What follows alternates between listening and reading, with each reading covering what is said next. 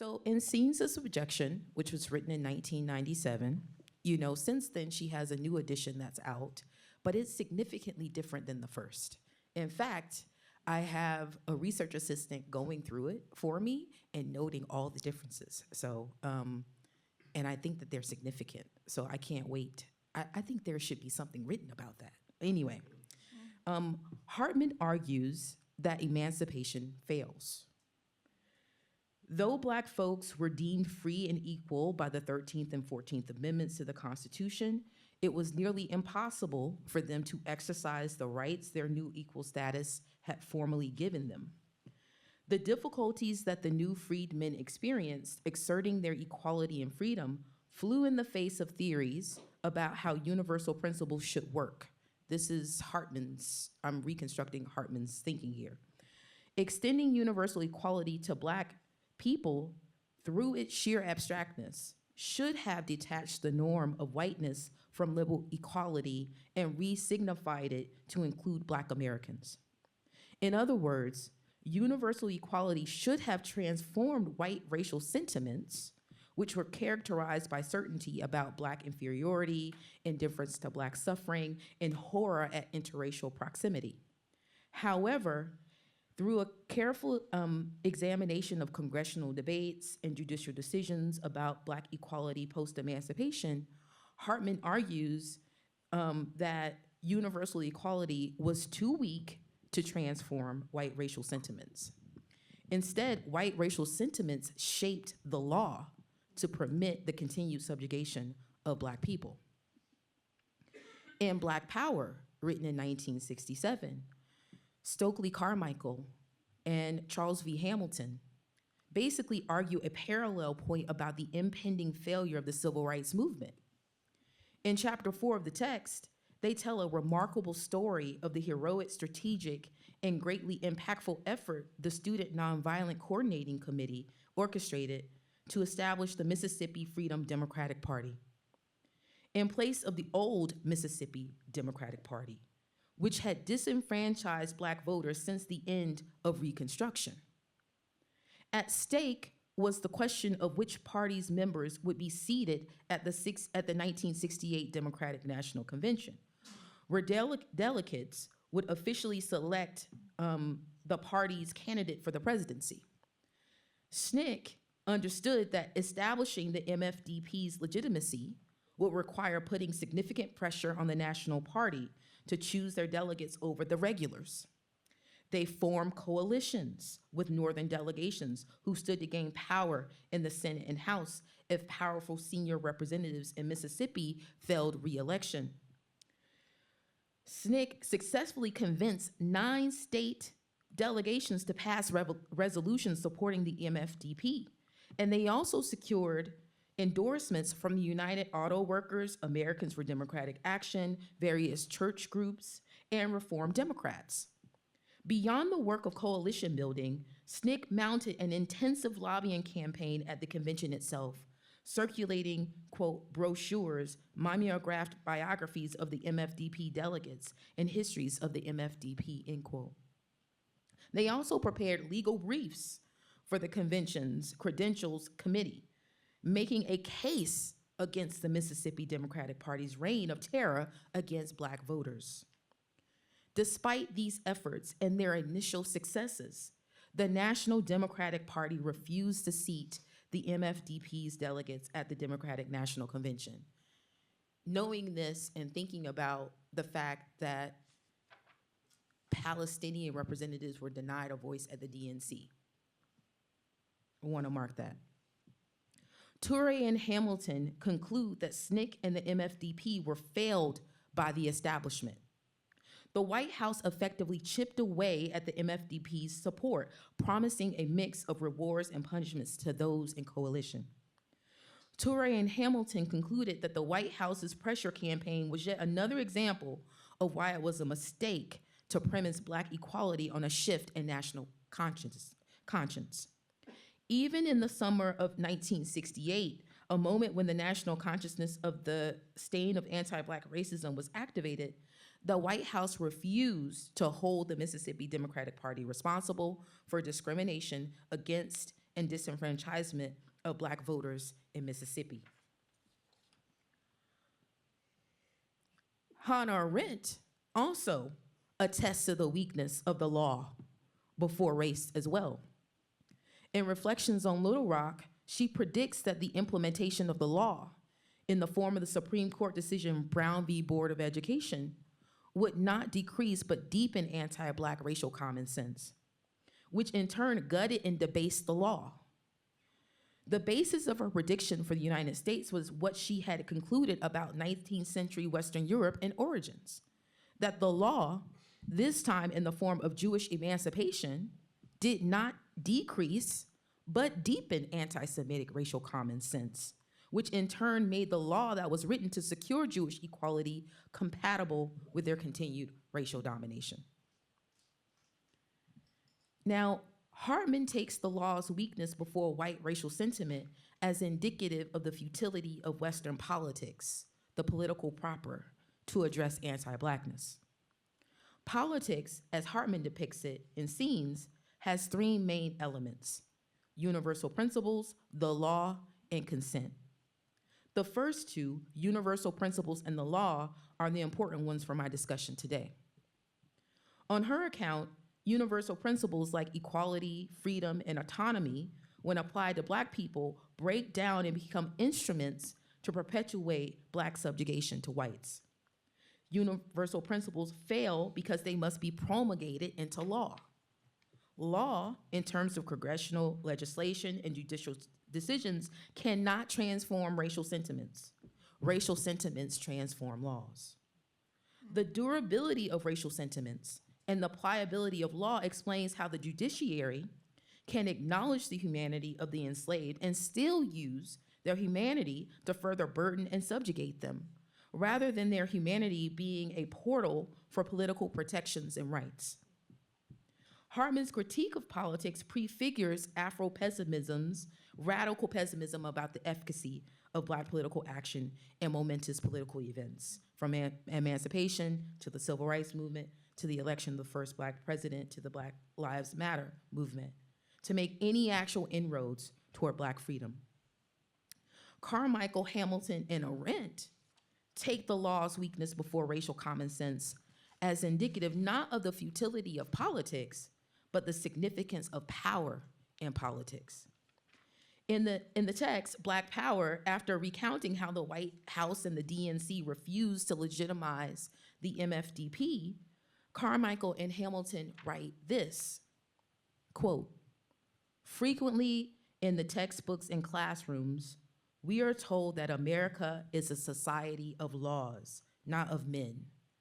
The implication being that laws operate impartially and objectively, irrespective of race or other particular differences.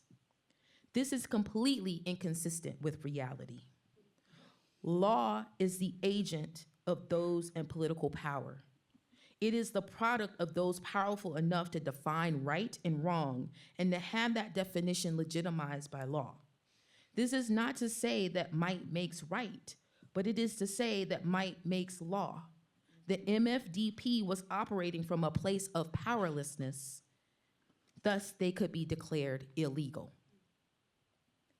For Carmichael and Hamilton, law is weak before the logic of race because law is guided by those in political power.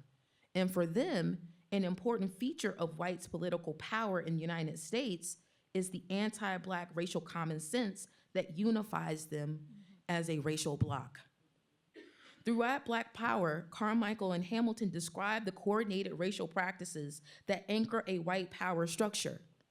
Anticipating resistance to their claim that a white power structure actually exists in the United States, Torrey and Hamilton describe how quickly it activates in response to the slightest potential of Black political influence. They write, quote, "American pluralism quickly becomes a monolithic structure on issues of race. When faced with demands from Black people, the multi-faction whites unite and present a common front," end quote. White unification is especially likely when local Black majorities are in a position to influence political outcomes. To subvert the potential of Black influence, white political actors do things like manipulate political boundaries and devise restrictive electoral systems, quote, to maintain their monopoly of political power, end quote. This dynamic, the authors contend, also explains why the checks and balances of America's constitutional system rarely come into play when Black equal standing is at stake. They write, quote, "We are aware that constitutional niceties, really, they quickly become irrelevancies, divide power between the federal government and the states. But somehow, the Supreme Court has found no difficulty in expanding the powers of Congress over interstate commerce. At the same time, we are told that the federal government is very limited in what it can do to stop whites from attacking and murdering civil rights workers," end quote. For Toure and Hamilton, the collapse of American pluralism into white unity and the incapacitation of the institutional mechanisms of checks and balances indicated that the American system, not just its politics, but its economic and social structure as well, was driven by white group interest. Toure and Hamilton write, quote, "Whites react in a united group to protect interests they perceive to be theirs, interests possessed to the exclusion of those who, for varying reasons, are outside the group," end quote. Though white interests have an economic dimension, these interests are not synonymous with economic prosperity. Instead, the security of white interests emanates from a long historical practice of racialization, what Toure and Hamilton liken to colonial relations, that generate and disseminate a pervasive racial sense throughout American society, a sense that presumes white superiority and Black inferiority. This pervasive racial sense is essential for the functioning of the white power structure because it also guides the coordinated practices of racial inequality that perpetuate anti-Black racism. As such, white unification is an important feature of anti-Black racism in the United States and is a more reliable predictor of white behavior in the post-civil rights era than the exceptional reactions of whites to Black protests. The civil rights movement may have changed hearts and minds, but it hadn't touched their power, which rested in racialization as a set of coordinated acts and the racial sense these acts produced. As an example of this, so I'll add this. One of the things that I think about in contemporary politics today that is an example of how white power has structured our political system till now is the unimodal curve that gives you the median voter. That, who makes this argument? It's a, darn it, I didn't think to include this in the talk until just now, and now I don't have the resources, but I'll try to remember. But the unimodal curve is produced by excising race as a meaningful axis upon which, for public discussion. And by doing that, you get the unimodal curve, which gives you the median. Who makes the argument? Do you mean the original argument? Yes. I don't know. It's on the tip of my tongue. I can look at, okay, anyway, I'll find it. That, right, like you get the unimodal curve so that you have the median voter. The median voter is a white, is a white male voter. When you think about the Black vote, right, and which is oftentimes pathologized because it goes so clearly the Democratic way, it's like, why don't we have a median voter? Because it's been orchestrated to be that way, to keep race off the agenda, right? To marginalize it. The moment you insert race into the discussion, then we get radicalization, right? Like, it's no longer, you know, the median voter, you get bifurcation. So when one talks about, you know, oneness in this moment, when we're dealing with a radicalized Republican Party, it might seem as if that doesn't make any sense, but it is that unity that gives way to the instability and the danger that we are confronting right now. Arendt also seems to understand racial common sense as an abusive form of power. I say seems here because you have to read across her text to see this link.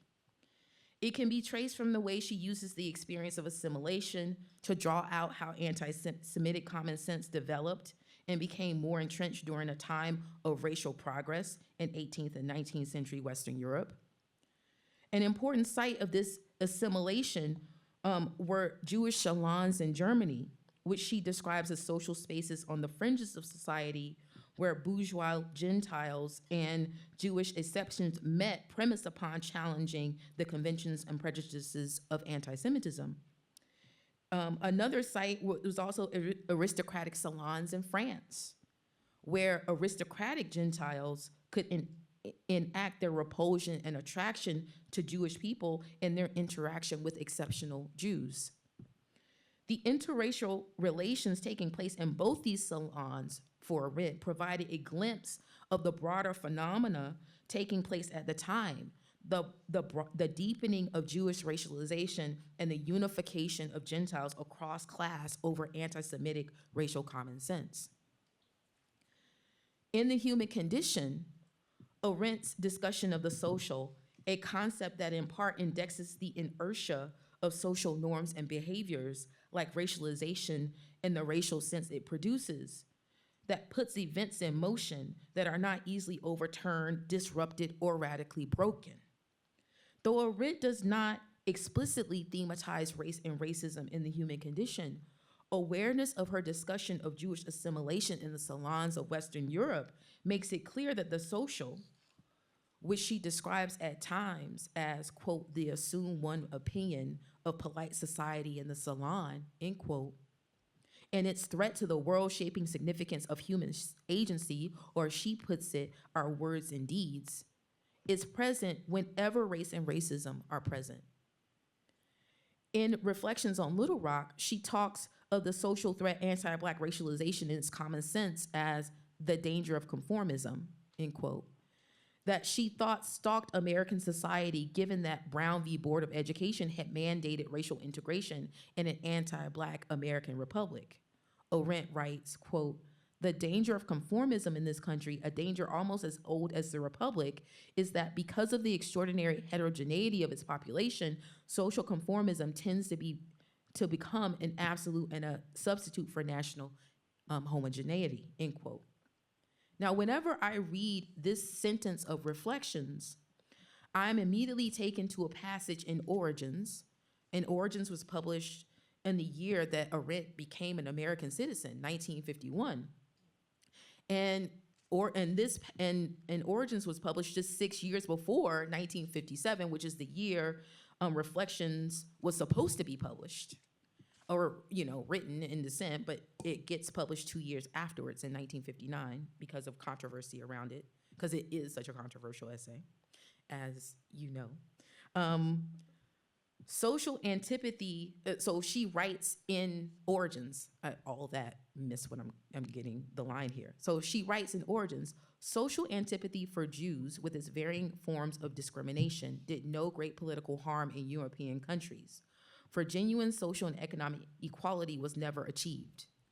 I don't agree with her on that, but that's her view.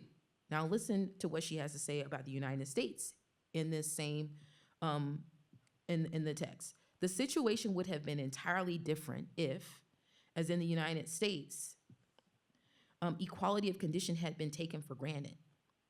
If every member of society from whatever stratum had been firmly convinced that by ability and luck, he might become the hero of a success story. In such a society, discrimination becomes the only means of distinction, a kind of universal law according to which groups may find themselves outside the sphere of civic, political, and economic equality. Where discrimination is not tied up with the Jewish issue only, it can become a crystallization point for a political movement that wants to solve all the natural difficulties and conflicts of a multinational country by violence, mob rule, and the sheer vulgarity of race concepts. It is one of the most promising and dangerous paradoxes of the American Republic that it dared to realize equality on the basis of the most unequal population in the world, physically and historically. In the United States, social anti-Semitism may one day become the dangerous nucleus for a political movement. By reflections, Arendt was clear that blackness, not Jewishness, was the race concept that promised to be the dangerous nucleus for a political movement, a white lawlessness. Understanding the weakness of the law when confronted with the strength and durability of race, whether one calls it racial sentiment as Hartman does, or racial common sense as I do, as a function of power, as Carmichael, Hamilton, and Arendt do, clarifies the terrain of the political battle that confronts us in the United States. They are clear that a polity can't resolve the threats racism poses to the dignity of the racially marginalized and the stability of democracy through acts of law. But they are also aware that the law, whether in the form of constitutional amendments, statutes passed by Congress, or judicial decisions, is not the extent of politics. To confront the threat racism poses, they understood that we needed to go beyond our customary modes and aims of politics. This meant not only getting beyond an overly legalistic view of politics, but also understanding the limitations of a politics that overemphasize voting and the mechanisms of influence offered by the representative form or scheme of government, which offers the citizen influence through intermediaries like elected representatives, pressure groups, lobbies, and other devices who fight in a zero-sum game to secure their constituents' private interests over the private interest of others. And thank you, Diva Whitley, for your excellent book that makes this point in conjunction with Iris Marion Young. And I want to affirm that. Arendt writes specifically, quote, "The voter acts out of concern for their private life and well-being, and the residue of power he still holds in his hands resembles rather the reckless coercion with which a blackmailer forces his victim into obedience than the power that arises out of joint action and joint deliberation." The problem with the American political order, as Arendt saw it, was that though the Constitution gave all the power to the people were only able to exercise a political version of this power through intermediaries like representatives, and only in terms of competitive self-interest. This model of politics also neglects the most important dimension of a people's power, and that is the power they exercise through opinion. Arendt explains, quote, "All authority in the last analysis rests on opinion," end quote, a fact that is, quote, "forcefully demonstrated when suddenly and unexpectedly a universal refusal to obey initiate what turns into a revolution," end quote. And short of a revolution, this rebellion can also simply bend the law to accord with the people's opinions. Our customary modes of politics can't deal with the threat that racism poses to American democracy for two reasons. One, because they neglect the formation of citizens' opinions, and in so doing, rest the political authority and legitimacy of the polity on quicksand. And two, because they emphasize self-interest over and oftentimes to the exclusion of the interest we have in a common world. In fact, our customary forms of politics have made us sitting ducks to the threat racial common sense poses to Western democracies, because they only exacerbate the modern age's movement toward greater and greater subjectivation, and in correlation, world alienation. The way our lives are organized means that we experience the world, what we hold in common, as atomistic, individualized experiences, which locate the gauge of reality within the interiority of each individual. These circumstances make reality publicly unverifiable. Politics as world-making is the antidote to these contemporary tendencies and their vulnerability to racial common sense, because its aim is not securing the interests of any individual or group, but with the premier good of all, stabilizing and making durable reality itself. Talk about a public good. Thinking with Arendt, I suggest politics as world-making, which aims to desubjectivize our sense of the world, which can fortify reality by making it publicly verifiable. Protecting and fortifying reality is a preeminent goal for anyone invested in protecting its citizens against the violation of racial common sense. A politics that can do this must dispense with the Western subject's aim toward a subjectivity that is objectively true and beyond dispute. One achieves subjectivity as self-certainty through one, materializing a myth about the subject, a myth that the subject knows the other by constituting the other through its thoughts, and two, projects of domination. In actuality, the subject knows the other through embodied consciousness. This is a knowing that happens in an instant through our perception and our lived experience. Our subjectivity is attested to through this experiential knowing, and as such, it is never beyond dispute and never once and for all universally and objectively true. Instead, our subjectivity is a given aspect of the system of phenomena that anchors our sense of the world, and therefore a given aspect of reality. Reality, unlike the pretense of objective truth, is always vulnerable to violation, but there is also a stubborn persistence to reality. Well, mine says I have more like 4, but okay. Okay. Thank you. It is given and therefore cannot be willed away. It can be covered over and buried like hieroglyphics, as Spillers illustrates. This is what I take Arendt to mean when she warns that the existence of the common world is not guaranteed. Fanon, in dialogue with Merleau-Ponty, helps us see that we can lose touch with the ever-present and given system of phenomena that anchor our sense of the world, because a prefabricated racial sense can cancel out the worldly significance of the words, deeds, and context of the racially dominated. Prefabricated racial sense does this by severing the link between our sensory field and the ever-present, ever-unfolding system of phenomena. Once our present connection to the world is severed, our sensory fields become conduits for out-of-the-world approximations to reality that take root and are materialized through our social and political relations. These approximations to reality are always singular because they lack the depth of actual reality. Reality, on the other hand, what actually unfolds before all of us in the common world, is a collective achievement, the coexistence of as many perspectives as there are people to perceive. To get to a publicly verifiable reality, our politics must revive the link between our sensory field and our ever-present, ever-unfolding system of phenomena that give us a sense of the common world. We revive this link by turning our attention to behavior, those elements of lived experience that make an appearance in the world.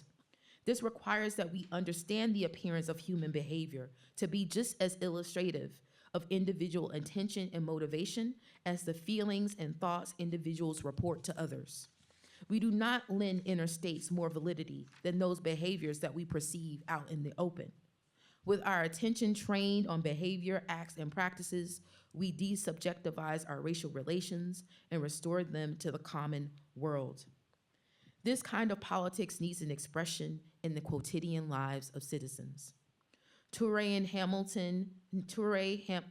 Carmichael, Hamilton, and Arendt champion decentralization and direct participation. In Black Power, Toure and Hamilton point to the organizing opportunities Black parents seized in Harlem to secure quality education for their children.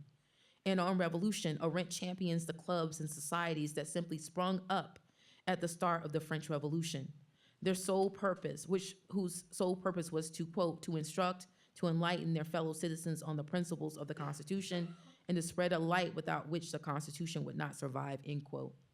The survival of the Constitution requires citizens to assemble, occupied in common with public matters that provide occasions for such instruction and enlightenment. My solution is like solution to what was the problem. I didn't quite articulate that. But I think that what we need to do, instead of thinking on the large scale only, we also need to cultivate habits of addressing racial common sense where they emerge, in the here and now, where it subjectivizes the problem of race, unifies the opinion of actors, and cancels out the worldly significance of the word, deed, and context around those who have been traditionally racially dominated. And yeah, then it's like, what does that look like? And I'm gonna stop there though, because I'm out of time.